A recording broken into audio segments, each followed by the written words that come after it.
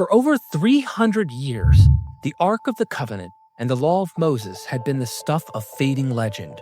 Last seen in the days when Solomon was young, the temple was new, and the kingdom was still in one piece. As for the Passover, that had gone unmentioned for so long, you could measure the gap in centuries. More than 600 years. Stretching all the way back to Joshua's victory barbecue in Canaan after Israel entered the Promised Land. Then along came Josiah, the boy king with a heart that beat for a God whose words hadn't been heard in generations. His reign began like most, repairs to the temple, collecting offerings, patching the holy plaster. But during the renovations, a priest named Hilkiah stumbled upon something wedged deep in the sacred clutter. He dusted it off, squinted at the manuscript, and realized he was holding the book of the law. It was like finding the nation's birth certificate in a shoebox under grandma's bed. Shaphan the scribe read it aloud to the king. Josiah didn't just nod thoughtfully. He tore his royal robes, because suddenly the kingdom's spiritual resume looked worse than a tax audit.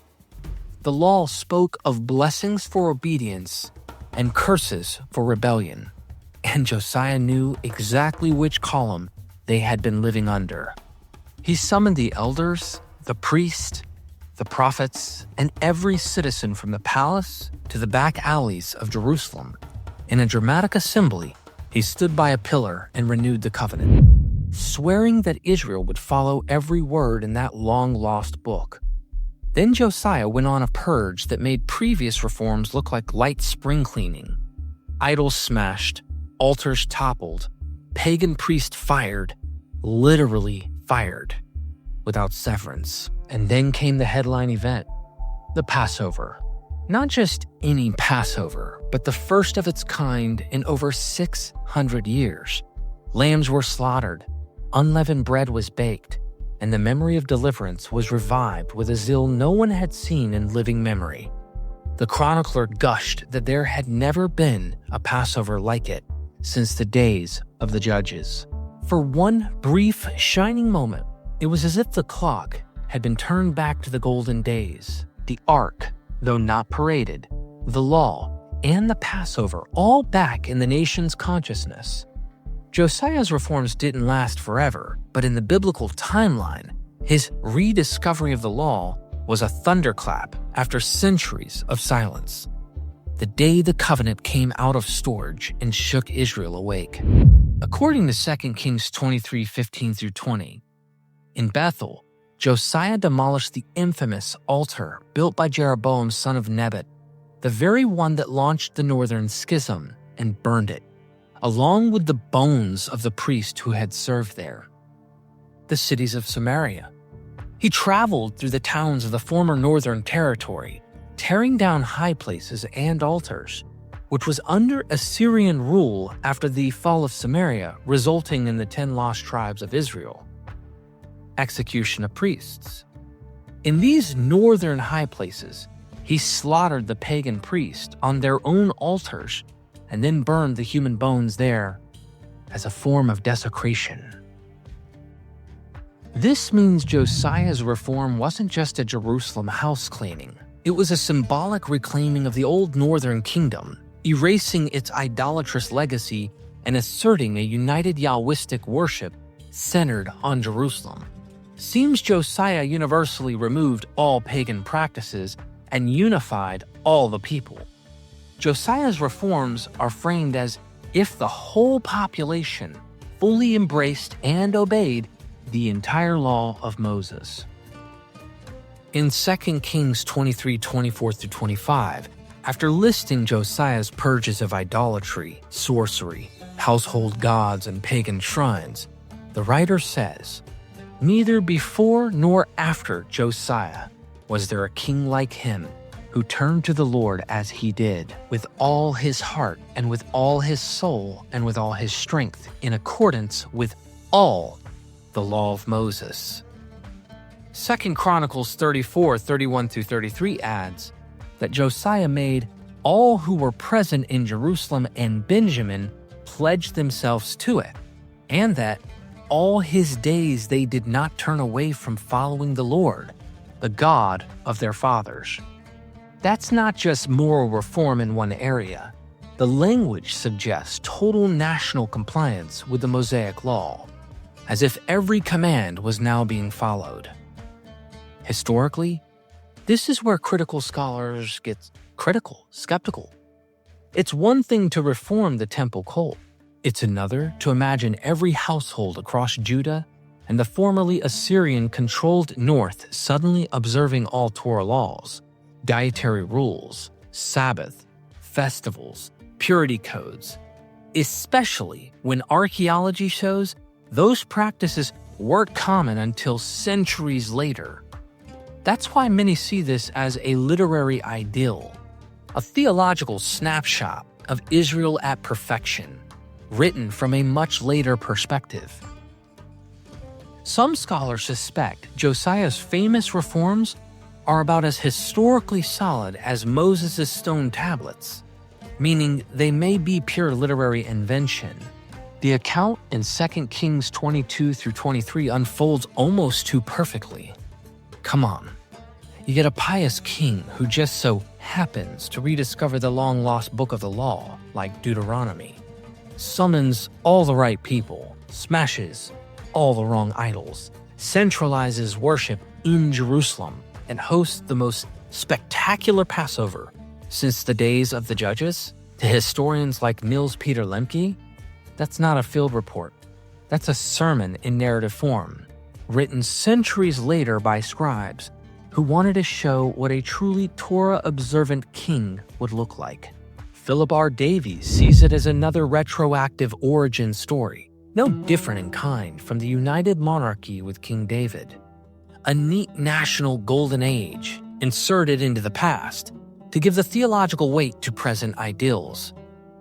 Thomas L. Thompson lumps Josiah in with Moses, Joshua, and David as mythic past figures. Their stories aren't eyewitness history, but symbolic set pieces to teach covenant faithfulness and national identity. John Van Seters points out that Deuteronomy's centralization agenda fits post-exilic or even Persian period priorities far better than the political realities of Josiah's day, making the reform look like propaganda dressed as history. And Lester L. Graby notes that archaeologists have yet to find convincing evidence of the sweeping kingdom-wide destruction of cult sites that Kings describes. In this light, Josiah's reforms reads less like breaking news from the 7th century BC and more like a biblical what-if, a pious thought experiment on how, if only Israel had done everything right, history might have gone very differently. You see, we have a serious issue internally with the Bible's timeline that should raise serious questions for anyone wanting to know the truth. Truth being what actually happened and what the biblical writers are really up to. One of the biggest red flags for critical scholars is that the Ark of the Covenant, the Law, and the Passover, supposedly the beating heart of Israel's religion, vanish from the biblical storyline for centuries, only to reappear with dramatic fanfare in Josiah's day. The last time the Ark and the Law are mentioned before Josiah is back in Solomon's time, over 300 years earlier. The last national Passover was under Joshua, over 600 years earlier. For modern historians, that's extremely suspicious. If these were truly central institutions going back to the wilderness period, why do they drop completely out of the narrative for so long? The shockingly loud silence looks less like an accident and more like the fact that these ancient institutions weren't actually part of Israel's religion in the earlier periods the Bible claims. They're likely much later inventions projected backwards in time, giving them antiquity, which also gives them authority. But you see, the pattern that makes many scholars suspicious about Josiah's reforms being historical, is the same pattern in the stories of Moses, Joshua, and the united monarchy under David. Long stretches of silence about supposedly central institutions, followed by a sudden, larger-than-life revival that just so happens to fit the theology of much later writers. With Moses, the Torah depicts him as the fountainhead of Israel's law, receiving the covenant straight from God, complete with the ark to carry it, and the Passover as its perpetual festival, bedrock institutional practices for the 12 tribes. Yet, in the historical flow of the Bible, these very institutions vanish for hundreds of years. You don't hear about the ark and the law in the days of the judges, Saul, or even much of David's reign. When they do pop up, it's often in awkward, fragmentary scenes, more like a later writer patching in a reminder than a living tradition being passed down. Get this, Joshua follows the same rhythm: a climatic covenant renewal, a triumphal national Passover, and then nothing for over 600 years. No king in the narrative until Josiah repeats it. If the Passover were truly central from the conquest onward, this deafening silence makes no sense historically. But it makes perfect sense if the ancient Passover was actually a late theological construct written back into the nation's origins to give it divine authority. With David and the united monarchy, that problem is massive. The Bible paints David's kingdom as a superpower stretching from the Euphrates to Egypt, rich, united, and ruled from Jerusalem. The archaeology of the 10th century BC doesn't match this picture at all. What we see on the ground looks more like a small highland chiefdom. Few big buildings, no empire-level bureaucracy, and a Jerusalem that's more hill town than capital city. That's why scholars like Niels Peter Lemche, Philip R. Davies, and Thomas L. Thompson argue the Golden Age is a later makeover, a national origin story written after all of these supposed facts, to legitimize hopes for a restored Davidic kingdom. Ask yourself the question: a very prosperous kingdom under David, and especially under the legendary wealthy Solomon, with an army of 1,400 chariots and 12,000 horsemen, is not mentioned by any of the much more powerful and envious neighbors. You think they ignored it because they were afraid, or because it was a figment of later imagination, of a never-existing combined kingdom? Then we come to Josiah. His reforms look like the final act of this series of moralized Golden Age dramas, a king who embodies obedience to the law, centralizes worship in the one true temple, restores the ark and the covenant, and celebrates the most glorious Passover in memory.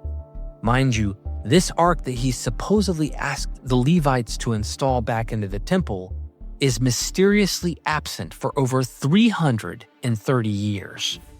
A quick glance at this chart shows you that it was last significant at all when Solomon dedicated the temple and became completely absent under kings Asa, Jehoshaphat, and Hezekiah, then suspiciously remains forever absent after Josiah, which is very odd. Look at this chart carefully, and if you need to pause the video just to see the timeline and how strange the absence really is, it's odd. The fact that this Josiah scene perfectly mirrors the theological program of post-exilic Torah-centered Judaism is precisely why some scholars see it as a later invention. It's not history being reported forward, it's theology being written backward. In this reading, Moses, Joshua, David, and Josiah aren't four distinct eras of greatness. They're four variations on the same literary theme. This is what a faithful Israel should look like, crafted by scribes who lived long after the supposed events and were far more interested in preaching than in reporting.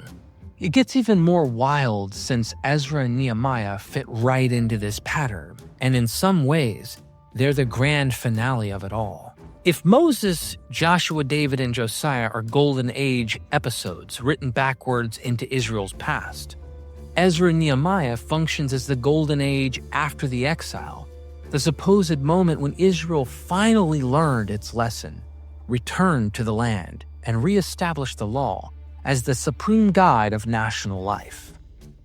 In the narrative, Ezra arrives from Babylon with the Book of the Law in hand, reads it aloud to the entire community, and the people resound with massive repentance, covenant renewal, and celebration of Feast of Booths, as it had not been done since the days of Joshua son of Nun, Nehemiah 8:17. That's deja vu for anyone tracking this pattern. Just like Josiah's Passover, it's the sudden revival of a supposedly ancient festival after centuries of silence. Again, an idealized return to Torah moment. Outside the Bible, evidence for Ezra as an actual historical person is thin to likely non-existent, with nothing outside of the Bible. Nehemiah's governorship has slightly better historical footprint, linked to Artaxerxes I. However, he also is not attested outside of the Bible. But the sweeping religious reform described mass divorces from foreign wives, total covenant renewal, leaves no trace in archaeology or in the Persian records. Many scholars suspect these are theological dramas rather than literal reports. Just like the Josiah story, Ezra and Nehemiah has a heavy moral arc. The people's sins explain past disasters, the laws rediscovered or re-emphasized. The community pledges absolute obedience, and divine blessing is implied as the reward. This cause and effect storytelling screams post-exilic didacticism, not archival history. If you line up the sequence, Moses, law revealed; Joshua, festival revealed; David, united covenant kingdom; Josiah, law rediscovered, festival renewal; Ezra and Nehemiah, law reread, festival renewal. It looks like a perfectly balanced theological pattern, not a messy evolving history. Patterns that neat are often a sign of composition by later editors, working to present an idealized timeline for didactic purposes. Scholars like Niels Peter Lemche, Russell Gmirkin, and others point out that the late Persian or early Hellenistic periods are when Jewish scribes were especially engaged in large-scale historiographic projects, shaping the Pentateuch, the Deuteronomistic history, and the post-exilic narratives into one seamless theological arc. The tight literary parallels between Ezra and Nehemiah and earlier Golden Ages could suggest that all of these episodes, including Josiah, were written or finalized in the same ideological climate, possibly in the 3rd to 2nd centuries BC, rather than being a patchwork of genuinely ancient records. That is not to say they weren't working off sources that do go back into the ancient past. Ezra and Nehemiah doesn't just continue the pattern, it completes it. It's the final restoration scene where Israel supposedly gets everything right once and for all.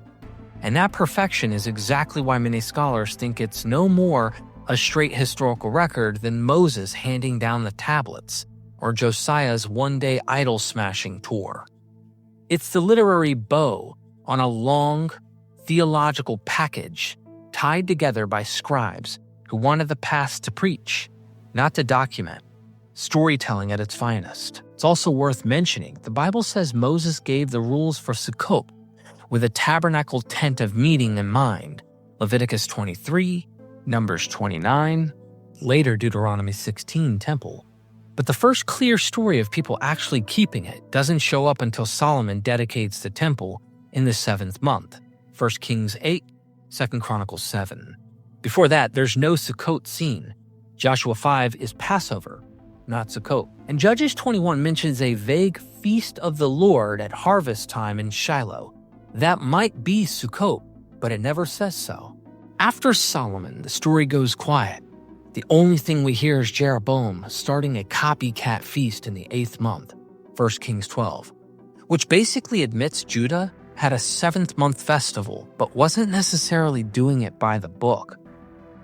Sukkot clearly returns after the exile with Ezra and Nehemiah when the temple is being rebuilt, Ezra 3, Nehemiah 8. Nehemiah says it hadn't been done like this since Joshua, meaning with the booths and big public Torah reading. Not that nothing ever happened in between. Bottom line, with the Bible's own timeline, there's roughly a 500-year gap between Solomon's celebration and the detailed revival in Ezra and Nehemiah. It fits a bigger pattern. The law is given early, but the full official version of the practice doesn't show up in the story until much later when leaders push everyone to follow it. By the book. Moses, tabernacle tent. Solomon, temple. Josiah, temple. Ezra and Nehemiah, rebuilt temple. What if the sweeping golden age stories of the Bible, from Moses at Sinai to Josiah's great Passover, weren't ancient memories at all, but political fiction from the Hellenistic period? That's exactly what a growing number of minimalist scholars are saying. And when you follow the evidence, it's hard not to see their point, especially in the blaring absence of evidence to the contrary outside the obviously rather biased Old Testament. Take Jonathan Adler's groundbreaking archaeological work. He's shown that ordinary Judeans didn't live by Torah law until shockingly late. The mid-2nd century BC under the Hasmonean Maccabean dynasty. That's the first time we see pork vanish from the average Jewish dinner table. Sabbath rules visibly kept, mikvaot, popping up across Judea, and coins stripped of human images. In other words, that's the real historical moment when Torah became the law of the land. If you're looking for a time when the law was actually enforced across the population, forget Moses or Josiah. Think Judas Maccabeus, who would be gravely offended and likely put me to death for depicting him in this image you see right now. Now imagine you're a Hasmonean-era scribe. You've just helped lead a national Torah revival. Your people are now observing festivals like Passover by the book for the first time in living memory. You want people to obey new rules. Put the rules in God's mouth and pretend they've been around forever. Plato basically says this is how you build a nation. Use one noble lie to persuade everyone. Credit the laws to Zeus or Apollo. Teach that God is the measure of all things, and even borrow sacred rules from Delphi so they feel ancient. The post-exile Bible writers look like they did the same thing, writing laws much later, then backdating them to Moses, so they seemed old, holy, and untouchable. As Russell Gmirkin notes, there are a striking number of legal parallels that are found between the Pentateuch and Athenian laws, and especially with those found in Plato's laws. And the Hebrew Bible's creation followed Plato's program of crafting a legally authorized national ethical literature. And of course, Judea and Israel were made part of the Greek Empire after Alexander the Great's campaign, with an immense increase in Greek influence. Again, you want this to look ancient, divinely mandated, just as Plato encouraged.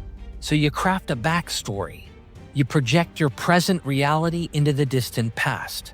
Moses giving the law, Joshua renewing the covenant, Josiah rediscovering the book, Ezra reading Torah to a weeping crowd. You even write competing versions, like Kings and Chronicles, tailoring the same events to different theological audiences.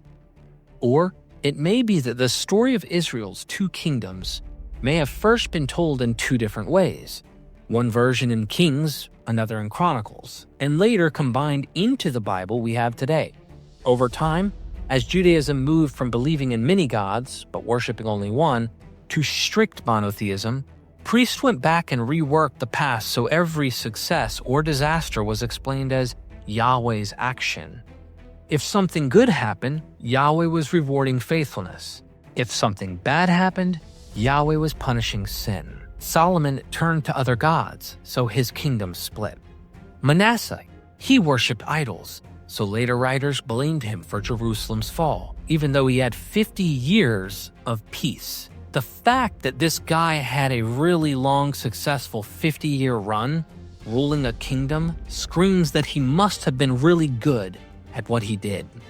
Yet these later writers were ruthless on this northern king.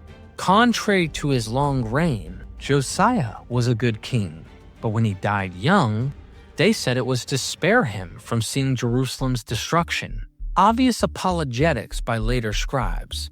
In the end, history was rewritten as a sermon where nothing happened by chance and every event taught a lesson about obeying Yahweh.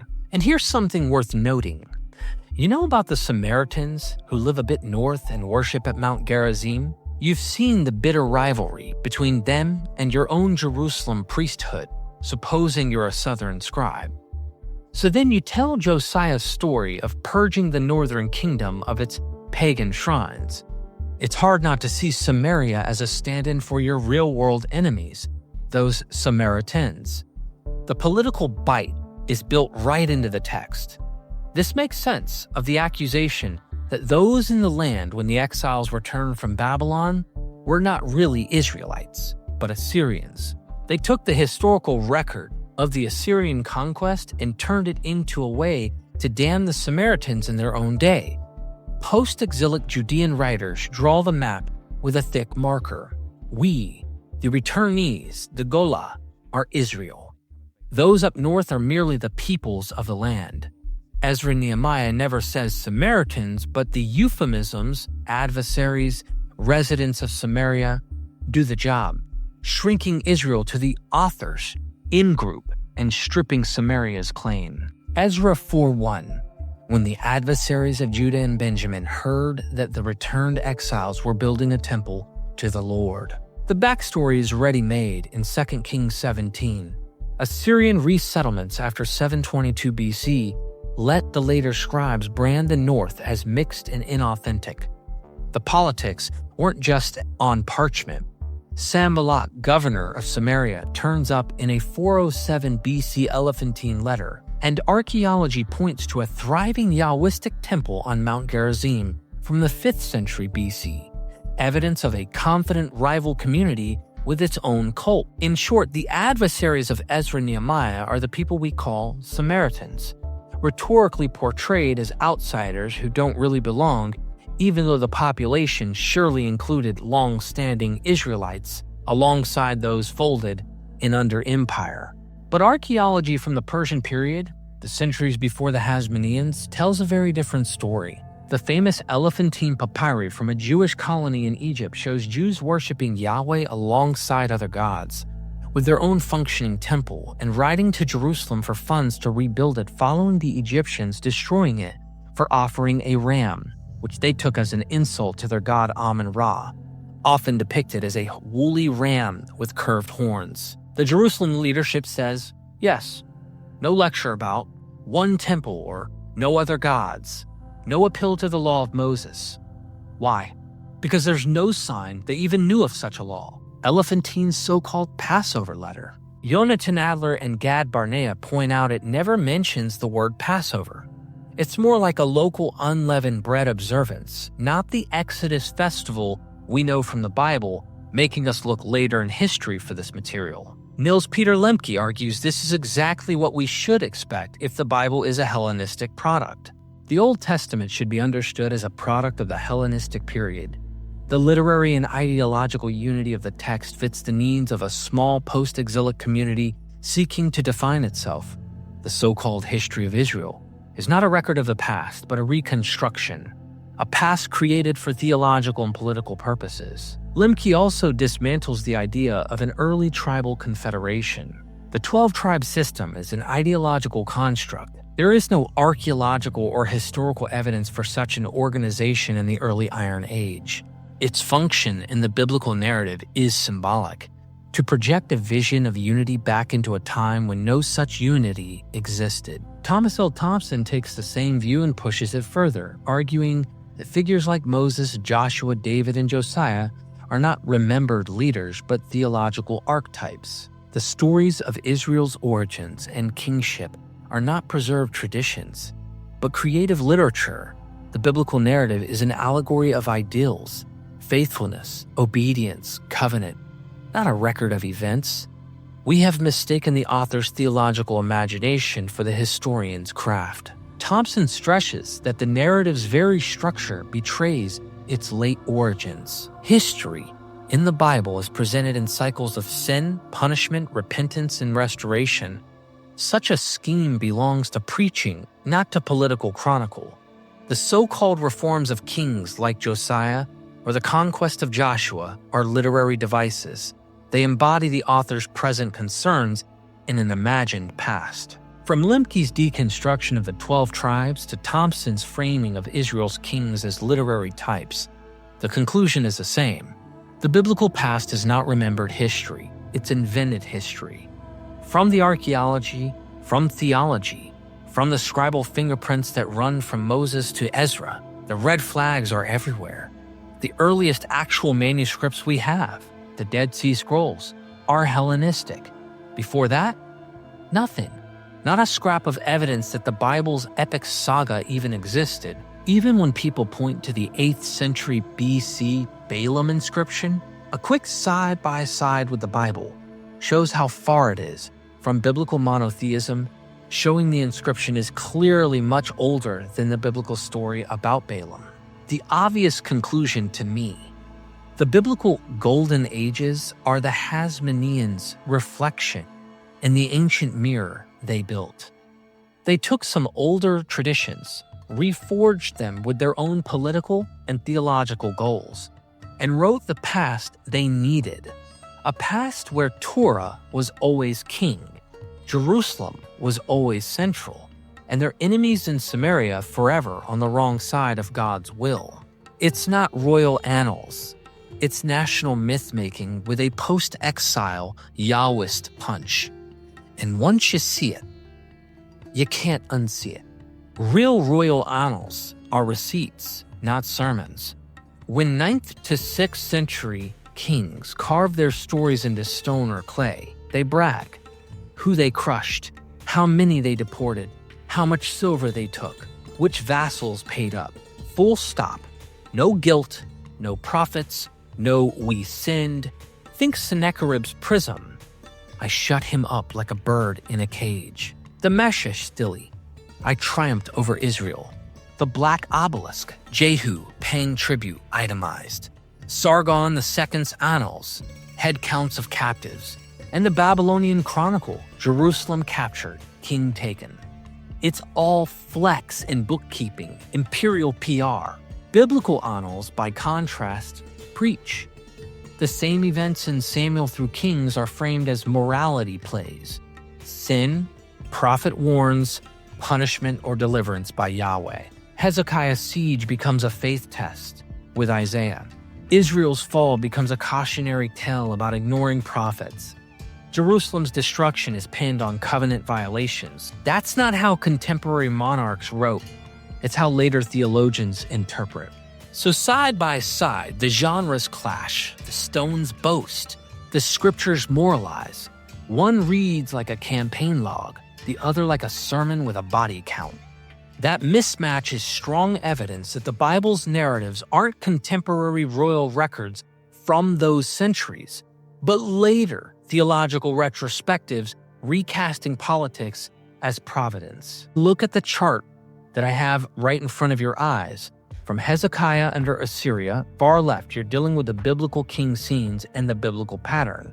Then you have external rulers with inscription dates. If you look at the actual annals from real contemporaneous from that time inscriptions, you will find that none of the biblical stories look, act, operate, or function in any way in the same tone as the biblical author. Let's just take one example, the first with Hezekiah under Assyria, 2 Kings 18 through 19. Prophet Isaiah warns, trust in Yahweh, deliverance, theological framing. External ruler, Sennacherib's prism, and this was in 701 BC, we have the actual prism. It says, I shut him up like a bird in a cage in Jerusalem. The annals' tone and purpose is to boast of dominance, siege, and tribute. no moral self-critique. And if you follow all of these contemporaneous, actual ancient annals, you'll find they operate and function radically different than the moralizing of the Bible. So if I'm being as fair as possible, I think it's safe to suggest the crafting of these narratives happened sometime after the 5th century up to the 2nd centuries BC. What other reasons would we anchor it any earlier? It's absent in Elephantine, Babylonia, and Judea during the Persian period. The scholars who would be naysayers might suggest these texts were floating around within small scribal circles for centuries, with no one knowing about it but them. Kind of makes me feel like this argument of a God of the gaps idea. We don't have the evidence yet, but I believe it's out there. We must remain open to any evidence that may arise suggesting an earlier date for these materials. But using the brain my mama gave me, it seems obvious that these stories are not actual events of history at every turn. The Bible strings together a series of golden ages: Moses at Sinai, Joshua's united Israel, David's empire, Josiah's big reform, Ezra through Nehemiah's renewal. But when you check the dirt, the inscriptions, the coins, the archaeological rubber doesn't hit the road until the Hasmoneans, Maccabees. That's the first time we see a state actually enforcing Torah on a national scale, smashing rival altars, mandating circumcision, centralizing worship, minting its own identity.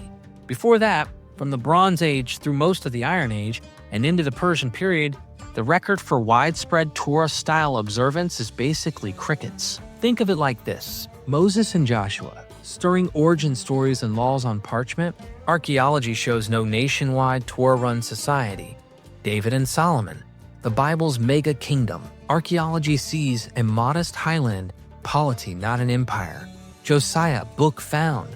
Reform trumpeted, zero hard evidence of a sweeping kingdom-wide purge. Ezra and Nehemiah, public readings and ideals of separation, still more programmed than province-wide practice. Hasmoneans, finally, the receipts, text, and material culture line up with real enforced Torah policy. So the simplest, most economical read is later editors backfilled earlier centuries with Golden Age trailers to legitimize a program that only truly went live under the Hasmoneans. In other words, the sizzle reel came first. The movie didn't premiere until the Hellenistic era. And you can look at this image that I've provided from Moses, Joshua, David's united monarchy, Josiah, Ezra, Nehemiah, to the Hasmonean period. You can look at the Golden Age elements in the narrative and get all the way to the historically attested imposition of the Torah law under the Hasmoneans, but all the others seem more romanticized and theological. Then you have the approximate date in biblical historical timeline that you can read from Moses and the Bronze Age down to the Hellenistic period with the Hasmoneans. There's gaps since previous golden ages, so you see these massive gaps in the history of the Bible's story that just really make you cautious and question what's going on here. And then, of course, scholarly suspicion and historical notes that you can see at the right. I personally want to thank my friend Roland Gerritsen Vanderhoop for this video idea and making this video possible by sponsoring it. If you would like to potentially sponsor the creation of a MythVision video, please email me at mythvisionpodcast@gmail.com. In the meantime, please like this video, subscribe and hit the bell, and comment your favorite part. Also join our MythVision Patreon and YouTube membership family.